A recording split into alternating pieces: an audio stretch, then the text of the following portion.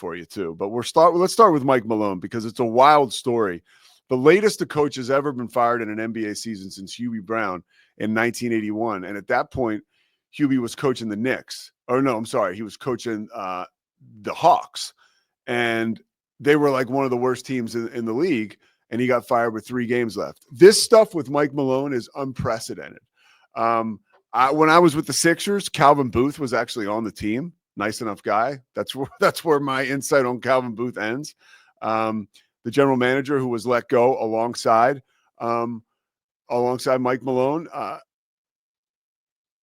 It was reported yesterday that Mike Malone and Calvin Booth, it's been reported for a while, not yesterday, but the two of them were not getting along, and one of them was going to get let go at the end of the season. That was sort of, everybody knew that.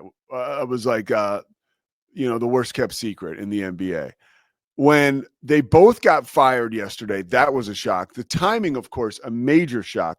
The reporting out of Denver, I was listening to the Nuggets beat reporter for the Action Network, Mike, I forget his last name.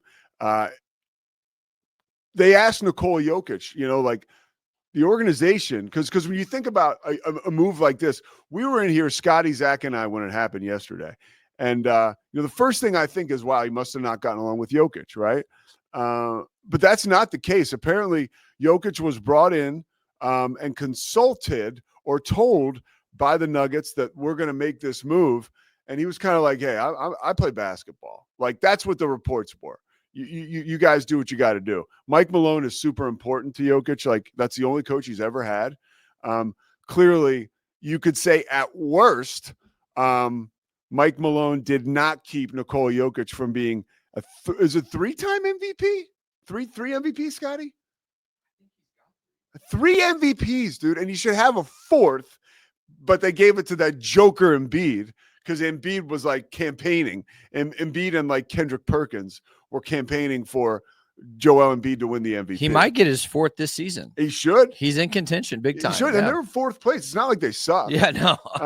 But that would be sort of unprecedented to have your coach fired with 3 games left and to win the MVP. But he probably should. And the reason why he's awesome is the same reason why he doesn't want his coach to get fired, because the dude just wants to play basketball. He doesn't want this huge role in the front office or in Denver or around the fans. So, but the Kroenke family, obviously they own the Nuggets and I think the Avalanche too. They were, and that Altitude Network as well. They were going to make a change after the season. That's what they said. And they decided that now was the time to pull the plug. Now, I totally disagree with this. And here's why. Again, it's unprecedented. So I like situations like this. I've been alive long enough, and obviously these leagues have been in play for so many decades that I can't believe that this hasn't happened before, that this is unprecedented, as we say the word precedent again. But nobody knows what's going to happen. But I believe, with 3 games left and 2 weeks before the playoffs, you're the Nuggets, dude. You have Mike Malone as your coach. You have the best player in the league. Yeah, you're a 4 seed. I think, and we saw this. I mean, we can go to a bunch of different things. We saw this with the Utah basketball team, right? You knew they were going to fire their coach. They're on a bit of a winning streak. And the first sign of a chink in the armor, it's like, okay, now's the time. Let's go.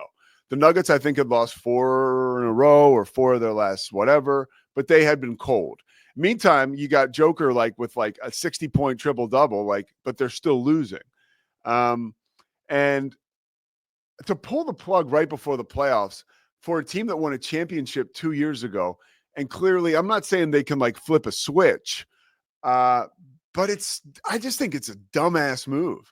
I think you make the move in the offseason. But again, the fear, I really get turned off when the fear is success. There's something wrong with that. And we see this all the time. A coach, a general manager, or an ownership group, they get a bug up their rear end where they want to alleviate the head coach of his duties or the general manager. And they wait for the moment where there's vulnerability and they pull the plug. because the vulnerability is surrounded by possible success, which says to me a lot of times that it's personal. Mike Malone has the type of personality where he's extremely abrasive. He's a straight shooter. And in today's NBA, where we have the most sensitive athletes of all time, that's not coming from me. That's coming from, I mean, you talk to any athletes. I think Spatola was telling us that a few weeks ago. I know Scott Williams has told me that. I know Corey Williams has told me that. Those are two guys I've called games with for ESPN. And I think Terrence Ganaway said that, says that all the time. Yeah, former Baylor football star is on Scotty with Please Bear With Me on Sunday nights. So that obviously, that type of coaching can go sideways real fast, even if you won a championship two years ago. And Shams Charania, who was on, like, I don't know. I just don't know how this guy gets all these stories. It's amazing. I mean, he's tweeting at 3 a.m. I wake up this morning that the poor guy who was fouled yesterday and taken off on a stretcher, like, the moment he moves his toes, Shams is sending the tweet out, the guy's all right. Like, great news. Awesome job by Shams. How the hell does he get all these stories? It's amazing. Okay. And I'm not saying there's anything nefarious going on, but I was watching him yesterday. I don't want to get too detoured on Shams, but I was watching him yesterday and I was thinking, like, I resent this guy because he's so successful. Natural feeling from somebody else in broadcasting. And then quickly my healthy approach comes through and I'm like, this guy works his ass off. And how can you not love someone and respect someone that works their ass off? You can't. I can't. I mean, that's ultimately right, Scotty? Yeah, he works his ass off. I'd like to go to Scotty for an attaboy once in a while when I'm not sure how I'm doing. But he works his ass off.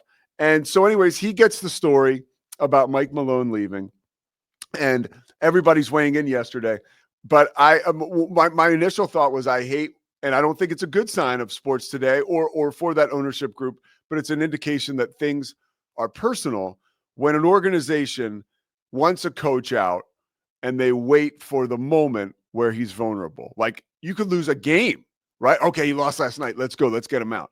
Forget that he won a championship last year or 2 years ago. Forget that he has the best player in all of basketball, maybe, playing for him right now, who might win a 4th MVP. And he's coming down the stretch with the team. Yeah, the collection of players has changed somewhat.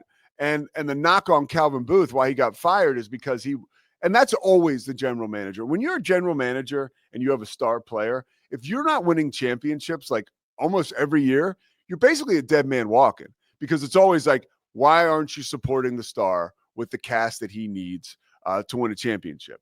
And I think that's what we saw with Calvin Booth. And I think the other thing is what we saw with Mike Malone is ownership feels like he's negative. They feel like he's got the team headed in the wrong direction from a culture standpoint. And I'm sure Mike Malone is very quick to tell those guys to kick rocks when they come to him with ideas and stuff. We don't have the sound right now, and I'm not going to put it on Scotty to find it, but a month ago they lost to Portland. And after the game, somebody asked Mike Malone a question about his team's defense, and he was just like, they don't play defense. They don't watch film. They're too sensitive. When I tell them that they suck and they screw up, they don't want to hear it. Like, it was like, whoa. But, how would Bobby Knight do today as a head basketball coach in the NBA? Well, there's a reason he never coached in the NBA even back then. But he certainly, I think the same thing would happen to Mike Malone. He'd probably win a championship, piss the wrong people off, and get fired. And that's what happened to Mike Malone. Ramona Shelburne was on ESPN yesterday and was very quick to be like, yeah, Mike Malone will have a job like in a week or two. And, the same goes for the guy, Taylor, I forget his last name, that got fired by Memphis. Like, those guys are great coaches. And both of their teams were above 500. Memphis was like 15 games above 500. And I think that, and Mike Malone had been with Denver for 10 years. So clearly they know what they have in Mike Malone. But you can't deny the fact that he's got a championship, less than a year and a half or 2 years in the rear view.